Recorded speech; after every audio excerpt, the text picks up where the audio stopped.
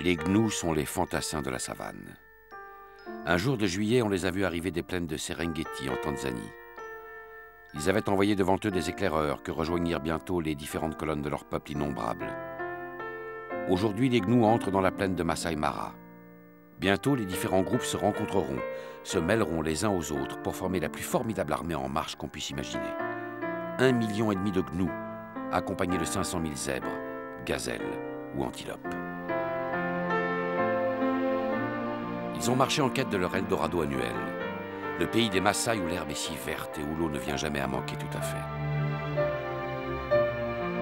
Mais pour parvenir au pâturage promis, il leur faudra vaincre l'ennemi mortel qui les attend patiemment, chaque année depuis des siècles, et qu'ils ne déçoivent jamais. La rivière Mara.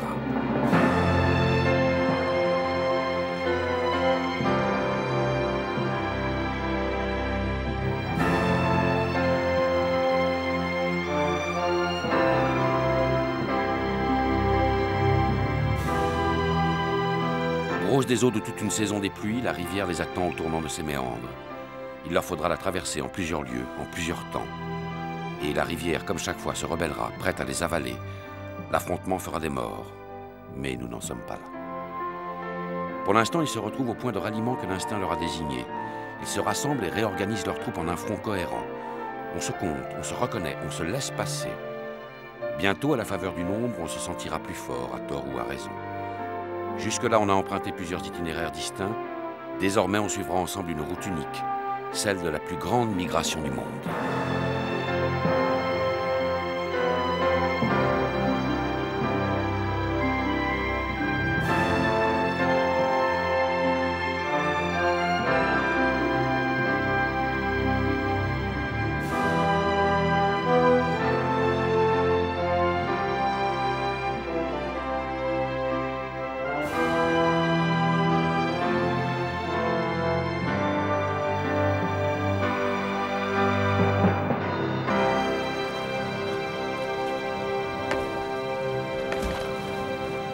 Djumbe le gnou est le chef d'un clan. Il aspire à étendre son influence au reste du troupeau. Il se sait capable de diriger les siens vers la terre promise. Il en connaît la route et les dangers.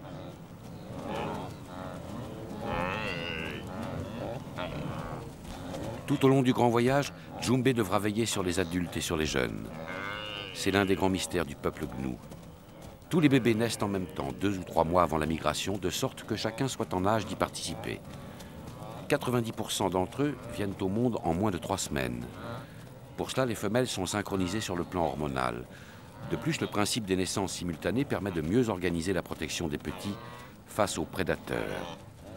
Les quelques bébés nés en dehors de la période de pointe survivent rarement malgré la vigilance de l'étalon qui dirige leur clan.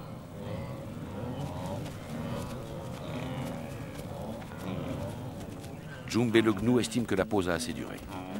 Il décide de remettre ses troupes en mouvement. Il lui faut mater le mâle qui prétend rivaliser avec lui et aiguillonner la mère et son bébé qui s'attarderaient volontiers.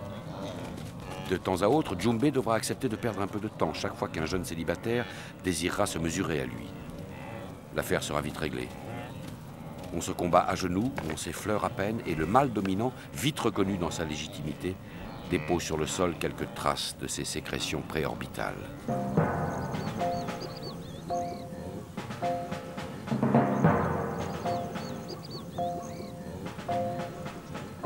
Et la longue marche reprend, entrecoupée de courtes pauses où l'on regagne quelques forces. Elle est si abondante, cette herbe, que le déluge a gorgé d'eau. Du fond de l'horizon, d'autres colonnes, d'autres gnous, d'autres zèbres viennent opérer leur jonction avec le troupeau. C'est le dernier point de ralliement avant la rivière.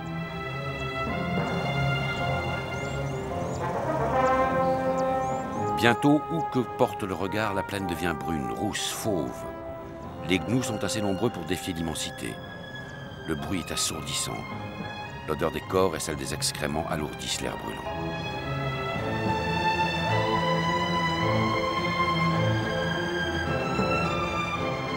On croirait pouvoir toucher tant de fatigue et d'angoisse.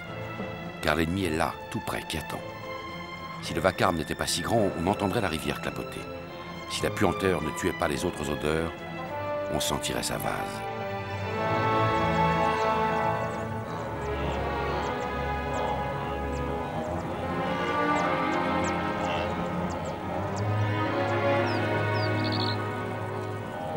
Le peuple gnou s'immobilise.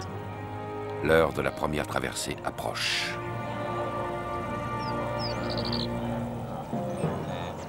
Quelques animaux prennent l'initiative. Ils s'avancent et désignent à leurs congénères le chemin qui mène à la berge. D'autres les suivent, puis d'autres encore.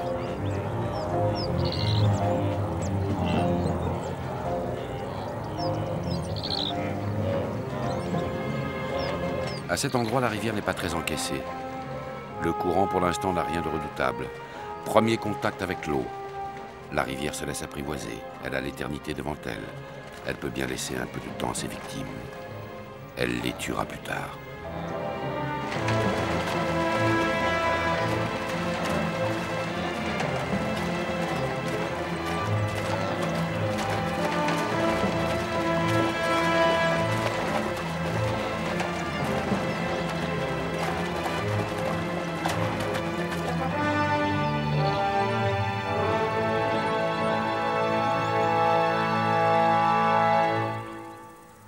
Quand passe la migration, mieux vaut pouvoir se réfugier en altitude. Il était une fois deux frères guépards que l'on nommait les mâles de Talek. Naguère, ils avaient kidnappé et fait prisonnière Douma, la guéparde, jusqu'à ce que celle-ci parvienne à s'enfuir. Les mâles de Talek étaient des conquérants. Une femelle, un arbre, un territoire, tout était bon à posséder. Ils scellaient leurs propriétés en y déposant des excréments ou marquaient leurs biens d'une empreinte olfactive qui voulait dire danger.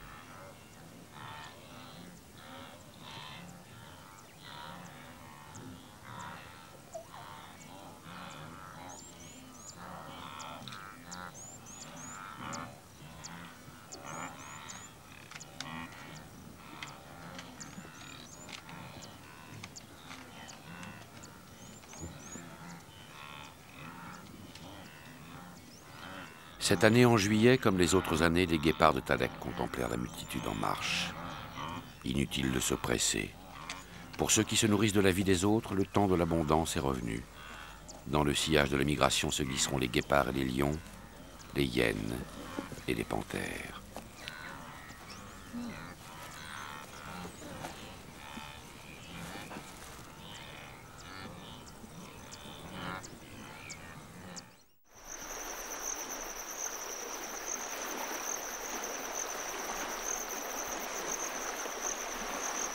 La rivière Mara abrite un groupe de reptiles parents des dinosaures. Elle est leur royaume en même temps que leur terrain de chasse et leur garde-manger. Le crocodile du Nil surpasse par la taille tous les autres reptiles. De ses cousins jurassiques, il a gardé une peau cornée posée sur des plaques osseuses, une puissance redoutable et un encéphale réduit à sa plus simple expression. Voici Mouadji. Comme les autres crocodiles, il aime à se prélasser au soleil sur les berges brûlantes. Il vit sur une anse de la rivière Mara où s'est formée autour de lui une communauté de mâles d'âge comparable.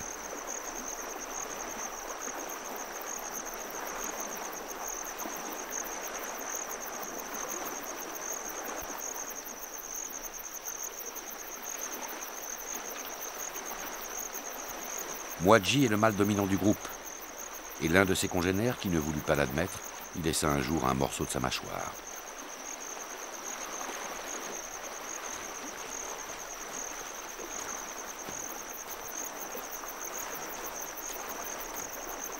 Quand la chaleur devient trop forte, les crocodiles gardent la gueule ouverte. L'évaporation rafraîchit alors les muqueuses et régule la température corporelle.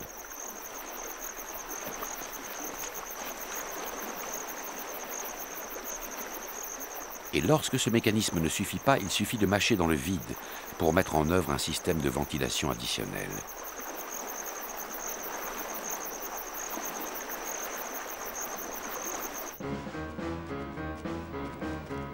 Les crocodiles n'ont pas assisté au premier rendez-vous des gnous avec la rivière Mara. Leur heure viendra. Pour l'instant, Djoumbé le gnou reprend son office avec obstination. Activer les marcheurs de la savane, les exciter et les pousser dans la bonne direction quand le sabot s'alourdit, quand la paresse voudrait gagner du terrain. Et la marche devient course. N'oubliez pas, la route est là, qu'ont suivi vos ancêtres et que vous devez suivre à votre tour jusqu'à l'absurde, parce que telle est la loi et que tel est l'instinct.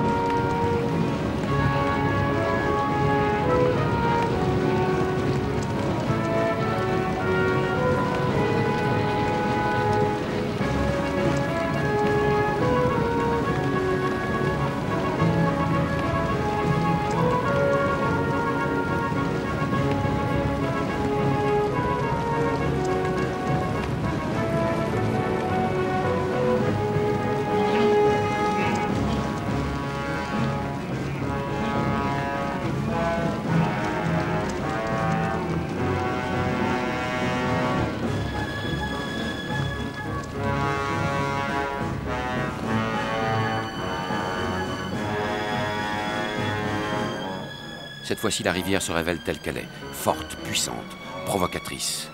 Les têtes qui s'inclinent vers ces flots s'interrogent. Est-ce bien raisonnable? Mais la raison n'a pas lieu d'être, ici. Il n'y a de place que pour la peur, ce poison ennemi de l'instinct, et pour l'énergie aveugle que met Jumbe le Gnou à la combattre.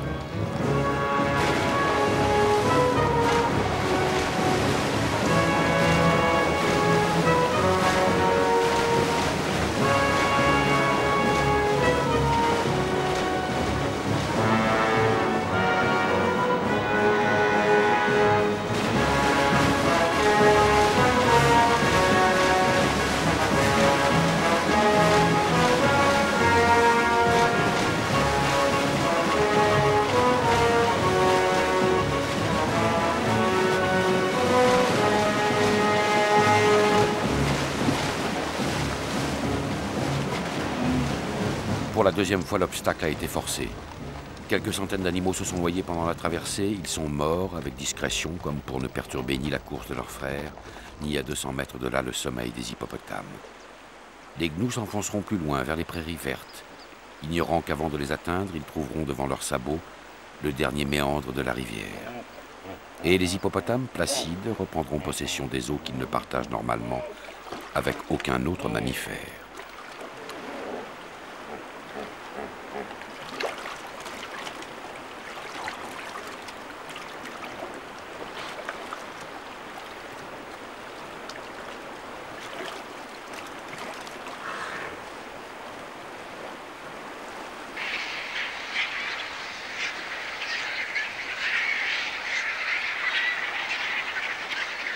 Un charnier s'est formé au creux d'un méandre. Marabouts et vautours se précipitent. Le premier grand festin de la migration est servi. Il y en aura pour chacun, à profusion, jusqu'à l'écœurement.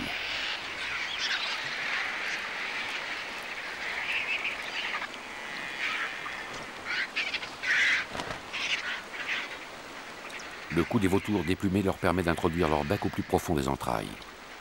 Chez les vautours, même en cas d'abondance, on ne gâche rien. Chaque carcasse sera nettoyée jusqu'à l'os.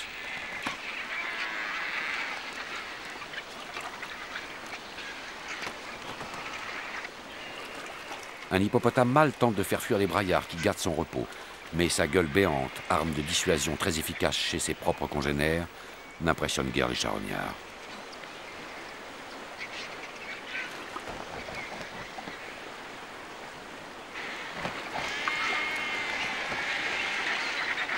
Pendant ce temps, le banquet continue, théâtre de rivalités dans lesquelles certains laisseront quelques plumes.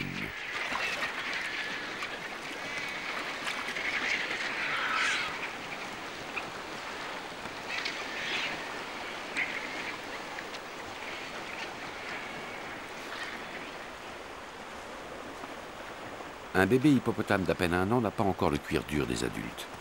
La moindre piqûre d'insecte dans l'oreille ou au creux de la narine peut le rendre fou. Il sait localiser le danger, mais comment se débarrasser d'un si petit adversaire? Le bébé hippopotame a plutôt été élevé par sa mère dans la crainte des mâles adultes qui peuvent le déchirer d'un coup de dent.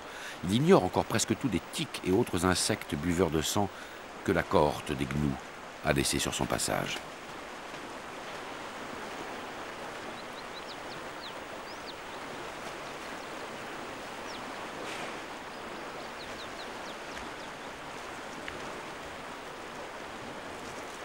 Une seule solution, l'immersion totale.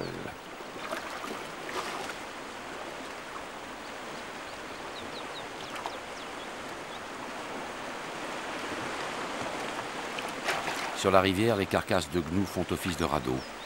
Les vautours s'y embarquent l'un après l'autre au gré du courant, mais les rois des airs perdent de leur majesté quand il s'agit d'avoir le pied marin.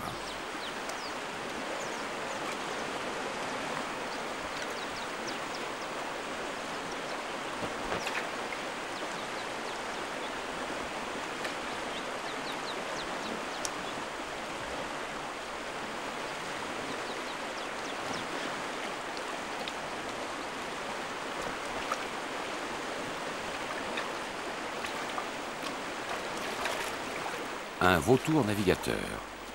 Bébé hippopotame n'a jamais vu cela. Le spectacle mérite qu'on le voie de plus près.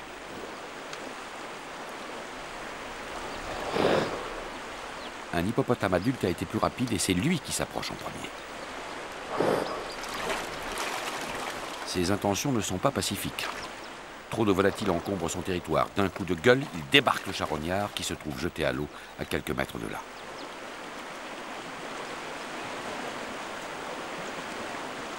L'oiseau doit remonter le courant. En général, ses ailes lui servent à voler, mais puisque l'occasion s'en présente, il les utilisera pour nager. Frustré de n'avoir pu s'approcher du vautour, le bébé hippopotame s'intéresse à l'embarcation d'où il l'a vu se faire éjecter. Une nouvelle déception l'attend. L'objet délavé par les flots n'a plus d'odeur, ni aucune forme de consistance qui inclinerait au jeu.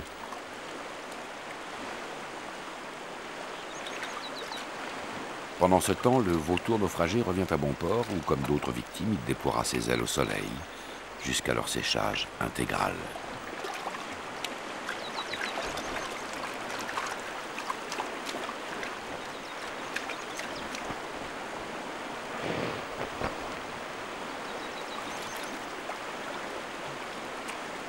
Même pour un hippopotame adulte, un cadavre de gnou reste un objet de curiosité. La décomposition, si rapide à pareille température, le gonfle d'air comme un ballon. Aussi longtemps que le jeu l'amusera, l'hippopotame pourra le plonger dans l'eau et s'émerveiller de le voir toujours remonter.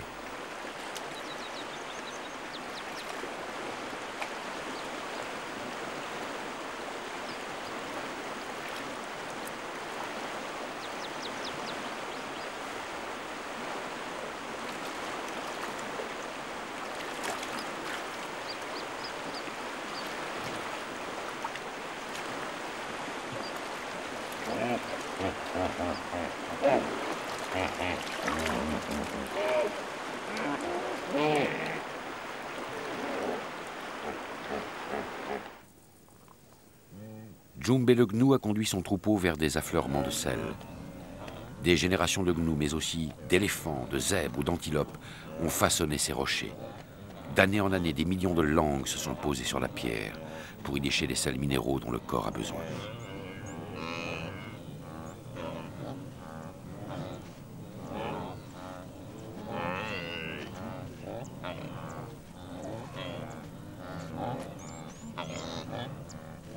Pendant la migration, le territoire de Djoumbé le gnou se déplace avec lui, comme un tapis volant dont il faudrait sans cesse baliser les limites.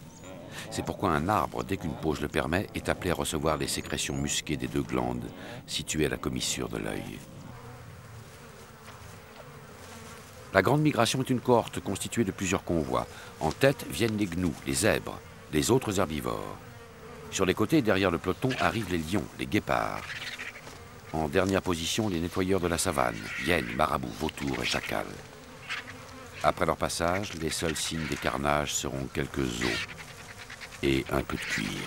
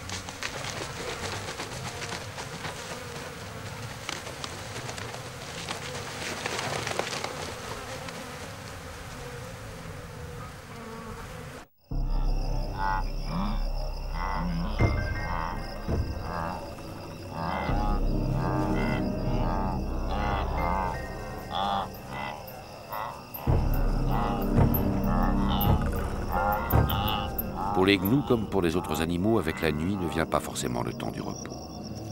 La savane bruise de mille cris et la mort rôde plus encore que le jour. Ce soir, elle s'incarnera peut-être en une famille de hyènes joueuses, en un renard ou en un lion solitaire.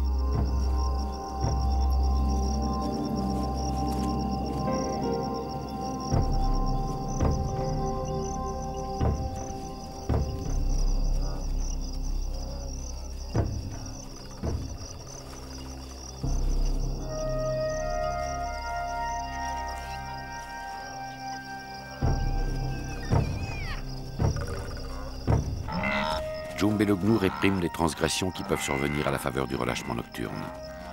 Les jeunes mâles, pendant le grand voyage aussi bien que lors des pauses, doivent demeurer en lisière du troupeau et n'ont aucun droit d'approcher les harems des mâles adultes.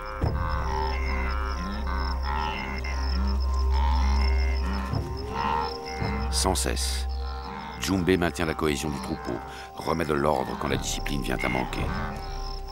Plusieurs heures avant le lever du jour, quand l'air est encore frais, il donne le signal du départ. C'est demain que les gnous affronteront les épreuves les plus dures de leur voyage. Demain, surtout, qu'il leur faudra survivre, s'ils le peuvent.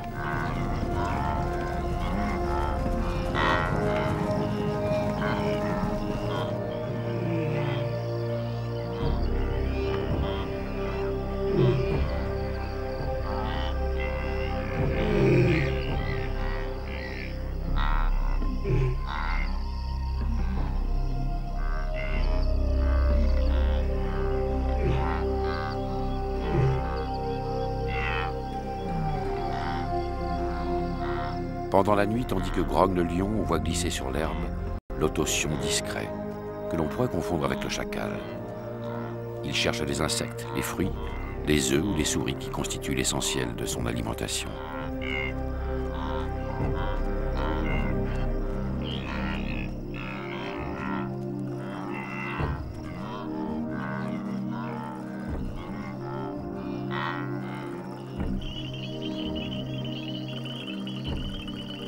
La nuit, en somme, la savane ne retient pas son souffle.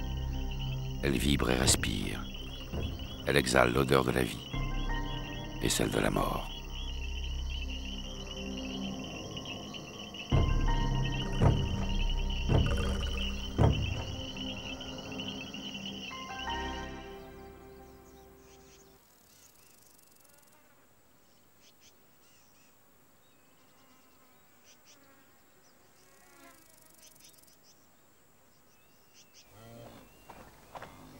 Le soleil s'est levé. Taille, femelle vautour de l'espèce Oricou, survole la plaine où s'attardent quelques centaines de gnous, exténués. À coup sûr, tous n'auront pas la force de repartir. Certains se sont blessés en traversant la rivière. Le jeune vautour qui attend sa mère au nid sera gavé, autant qu'il le voudra.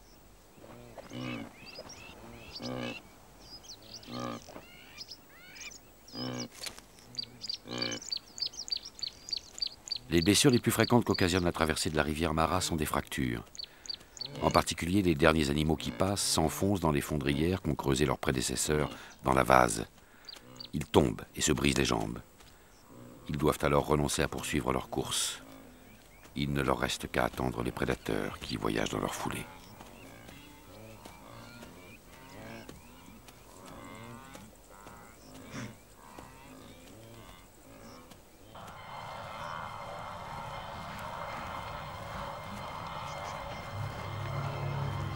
Une foule de lions, guépards, panthères dépend de la grande migration pendant cette période de l'année.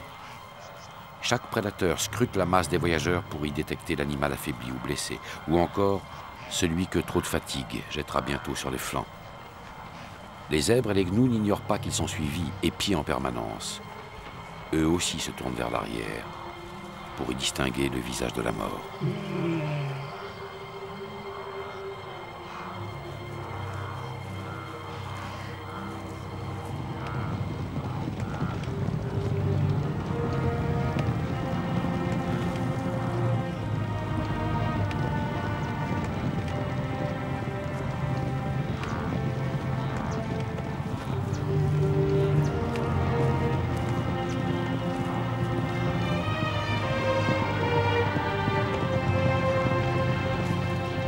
Une lionne part en chasse. Elle se nomme Kigori. Le corps tendu, plaqué au sol pour plus de discrétion, elle s'élance, sans se soucier de ses congénères.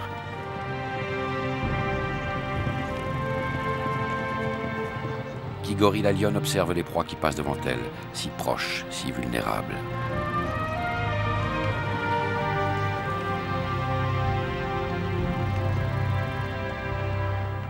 Elle s'approche encore. Les gnous sortent des hautes herbes les uns après les autres. Kigori se laisse abuser par ce défilé. Le gnou suivant, celui qui n'est pas encore arrivé, celui qui transpercera dans un instant le rideau doré, sera son préféré.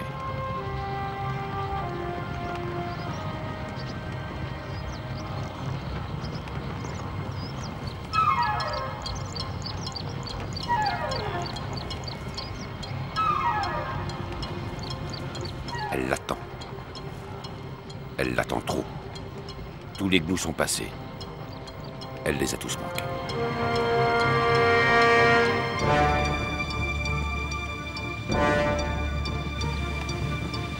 Dans la grande confusion du troupeau en marche, Kigori se fait assister par une congénère. Elle abandonne l'idée de choisir. Le premier animal venu fera l'affaire. Le voici.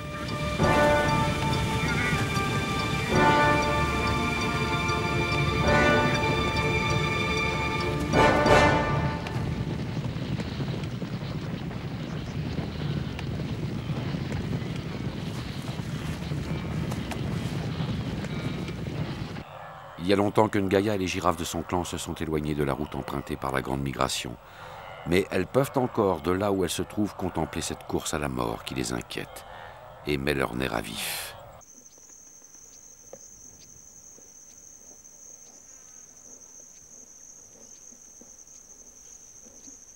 À peine son gnou tué, Kigori l'a abandonné pour se repaître avec ses sœurs d'une carcasse de zèbre. L'animal, celui dont la patte était cassée, vient d'être tué sans gloire par une vieille lionne à peine valide.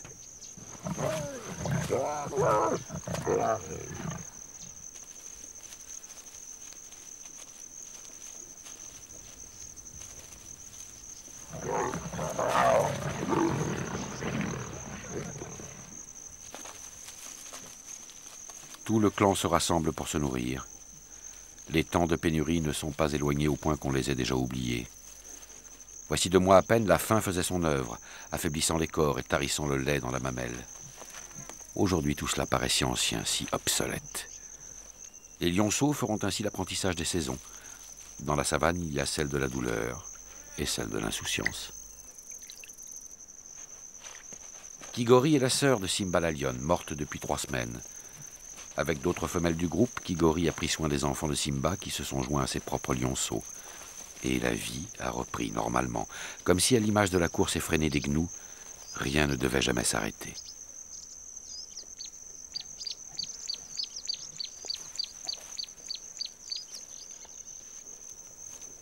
Les rituels sociaux, les cérémonies des caresses et des coups de langue, les marques d'affection ou de fraternité sont restés inchangés.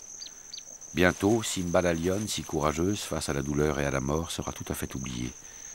Dans la savane, les lions morts ne se transforment pas en légende.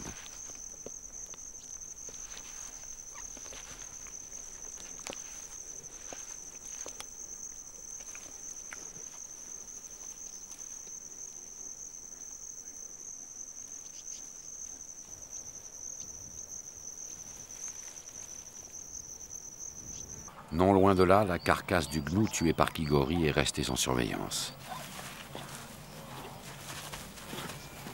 En fait, l'animal n'est pas mort, mais en état de choc.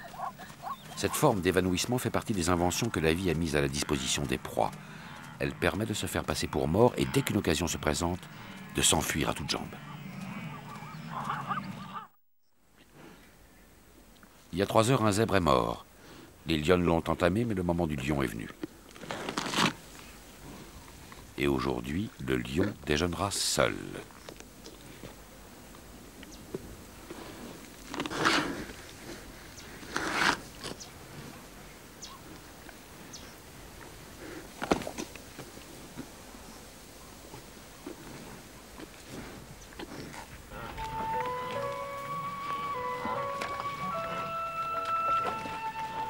En contrebas, près de la rivière, règne ce calme dont on dit qu'il précède les drames.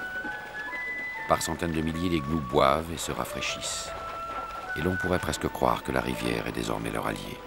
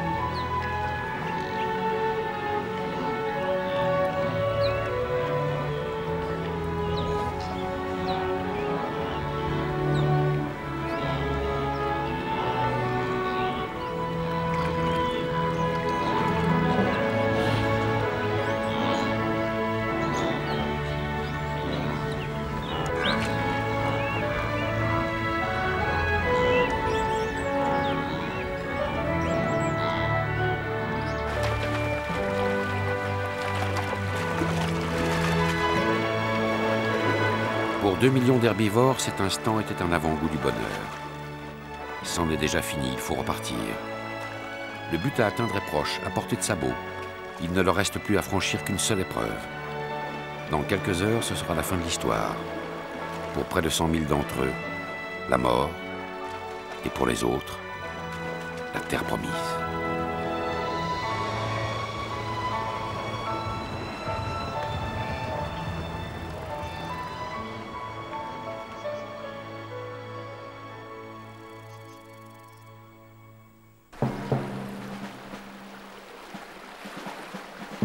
L'heure est venue, et la rivière attend le sacrifice qui lui est promis.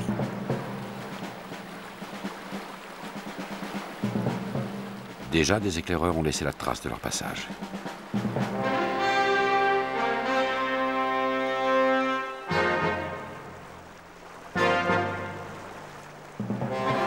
La tension monte dans le troupeau. Des étalons se battent, des femelles rassemblent des petits. Tous s'agitent.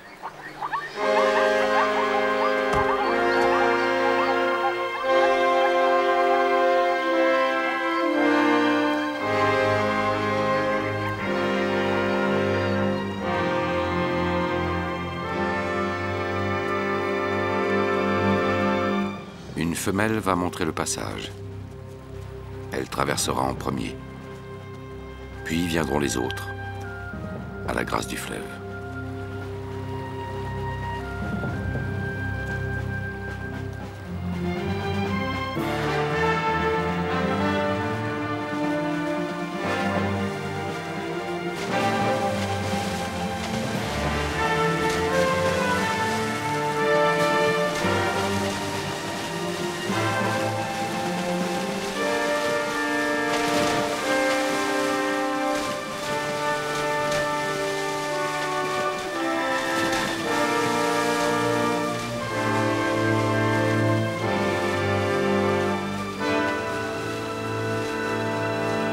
À leur tour, Mwadji, le crocodile et ses compagnons se mettent en place. Aucune grande migration ne s'est jamais faite sans leur participation. La traversée se fait dans la douleur. L'eau emporte tout sur son passage, le pied se tord sur les rochers. Ce jeune gnou se noiera s'il ne parvient pas à reprendre ses forces et à rétablir son équilibre.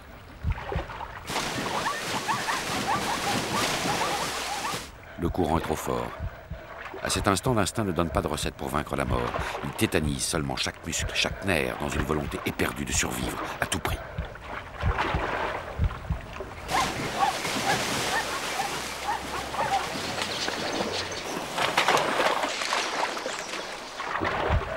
Le gnou en difficulté parvient à rejoindre le gros de la troupe.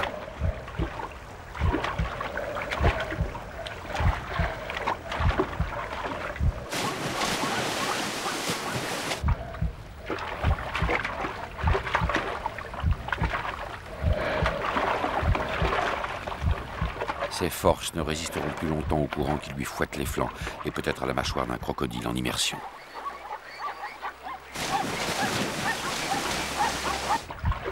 Ça et là, une carcasse lui laisse entrevoir le destin des gnous, trop faibles que la rivière assassine. Alors, dans un sursaut, il poursuit son effort, resynchronise ses membres pour aller juste un peu plus loin.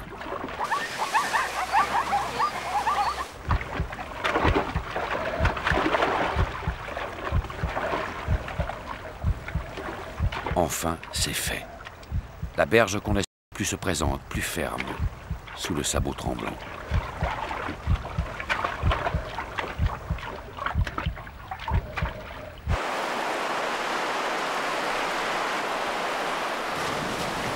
Plus loin, par derrière, la traversée continue. Les gnous et les zèbres se bousculent, s'entassent les uns sur les autres. Le courant les pousse vers l'aval, là où les turbulences sont plus fortes encore.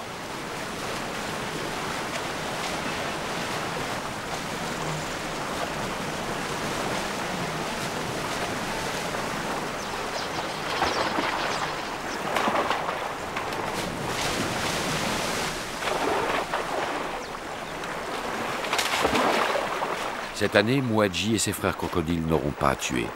La rivière le fera pour eux. Il ne leur reste qu'à se mettre en place et à attendre.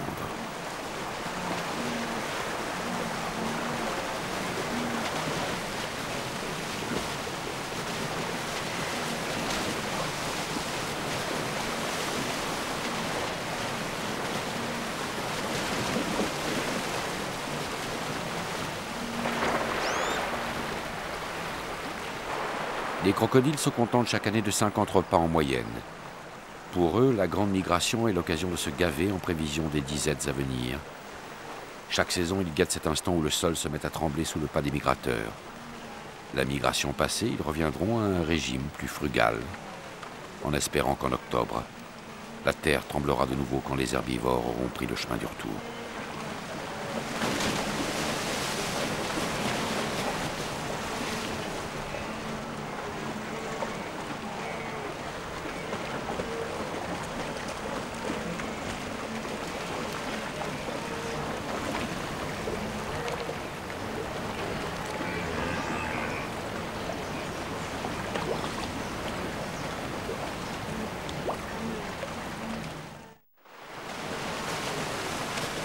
La plupart de ces animaux ont déjà accompli le grand voyage plusieurs fois dans leur vie. Ils en savent les dangers, ils en connaissent les risques. Mais ils demeurent fidèles au rendez-vous immémorial que leur fixe leur instinct.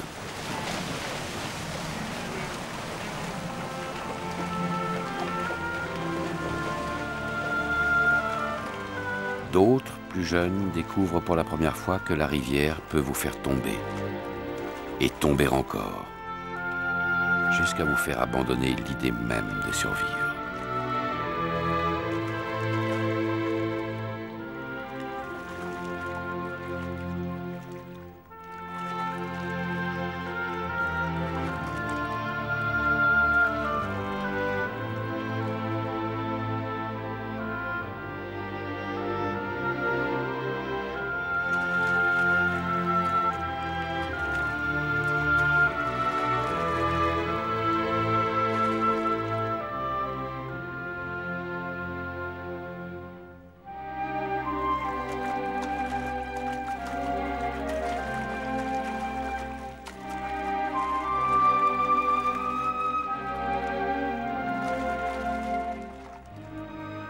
Quand celui qui croyait mourir s'est enfin affalé, vivant sur les rochers de la berge, il tourne son regard vers l'arrière et ne voit partout que des frères qui luttent à leur tour.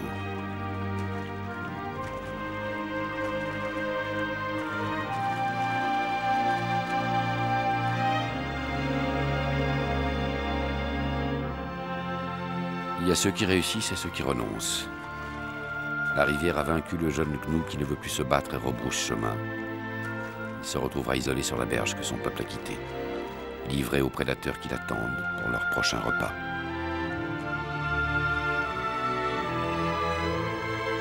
De l'autre côté, celui qui a su réussir se redresse et rejoint les adultes. Il a gagné à la fois sa bataille, sa dignité et sa place sur les pâturages de Masai Mara. D'autres le rejoindront, arrière-garde pressés après tant d'épreuves, de toucher au but.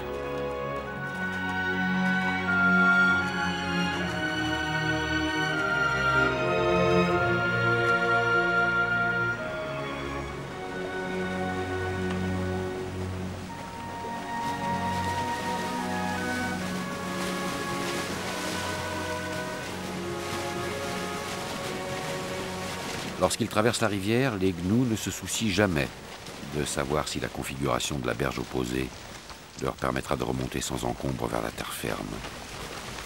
C'est là la principale cause de mortalité de la grande migration.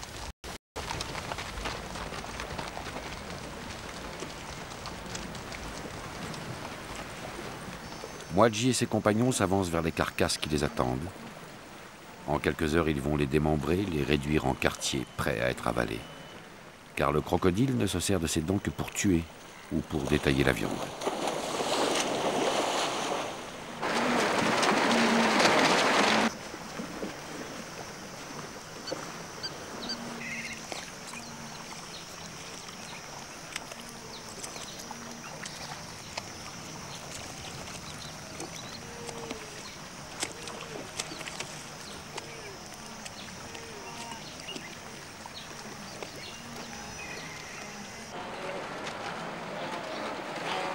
Nul ne sait vraiment depuis combien de temps les gnous entreprennent leur grand voyage.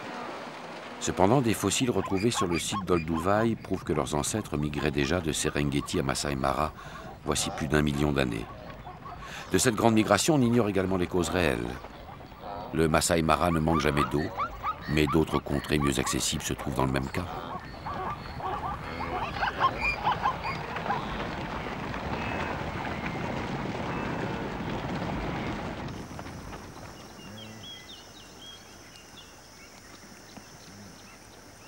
Dans l'esprit d'un crocodile, une pierre qui affleure à la surface de l'eau avec des couleurs de chair ambrée doit être un vrai régal.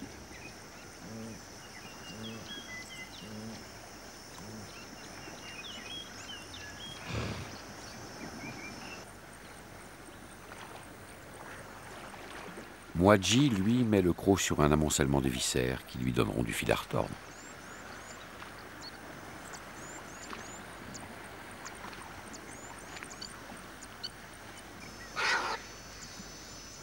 De celui qui voudrait dévorer une pierre ou celui qui voudrait avaler des intestins gonflés d'air, lequel trouvera dans son butin le plus de satisfaction?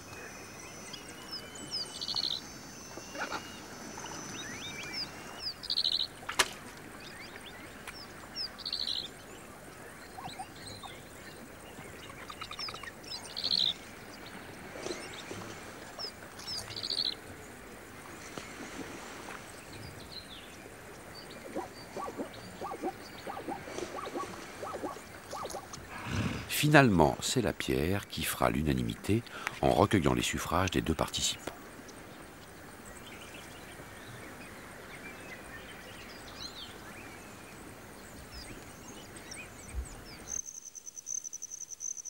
Le soleil se couche sur une migration qui s'achève. En octobre, ils reviendront, les gnous et les zèbres, avec leur cortège de carnassiers irrésistiblement attirés, cette fois par les plaines du sud. La rivière les attendra encore, prête une fois de plus à leur offrir le plus grandiose requiem de toute l'Afrique.